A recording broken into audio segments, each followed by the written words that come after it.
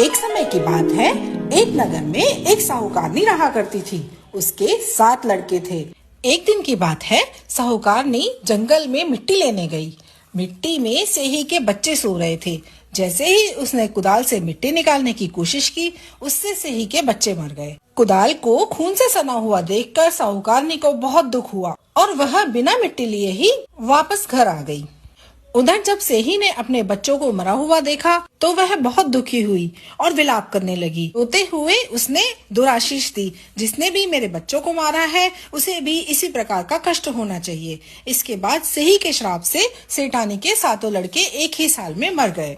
इस प्रकार असमय अपने बच्चों को मरते हुए देखकर सेठ सेठानी बहुत दुखी हुए और इस बड़े वज्र जैसे भारी दुख को वो सह नहीं पाए और उन्होंने किसी तीर्थ स्थान पर अपने प्राणों को त्याग देना उचित समझा।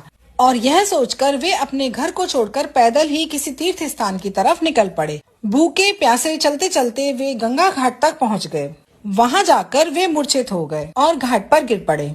उनकी यह दशा देखकर करुणामयी माँ अहोई ने उनको मृत्यु से बचाने के लिए उनके पापों का अंत करना चाहा और इस अवसर पर आकाशवाणी हुई कि हे सेठ, तेरी सेठानी ने मिट्टी खोदते समय ध्यान न देकर सेही के बच्चों को मार दिया था। उसके कारण तुम्हें अपने बच्चों का दुख देखना पड़ा। अब यदि अगर तुम पुनः घर जाकर मन लगाकर गऊ की सेवा करोगे और अहोई देवी का विधि विधान से व्रत आरंभ करके प्राणियों पर दया रखते हुए स्वप्न में भी किसी को कष्ट नहीं दोगे तो तुम्हें भगवान की कृपा से पुनः संतान का सुख प्राप्त होगा। इस प्रकार की आकाशवाणी सुनकर सेठ सेठानी के मन में धीरज आया। वे माँ अहोई का स्मरण करते हुए अपने घर को चले आए। इसके बाद श्रद्धा भक्ति से अहोई माता के व्रत के साथ साथ गौ माता की सेवा करना भी प्रारंभ कर दिया। उन्होंने सब जीवों पर दया भाव रखते हुए क्रोध और द्वेष का हमेशा के लिए परित्याग कर दिया।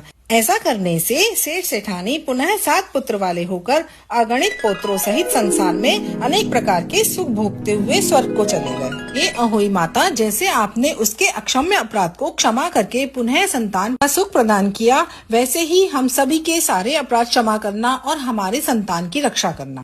अधूरी को पूरी करना, पूरी को परिवार देना। बोलिए अहोई माता की जय।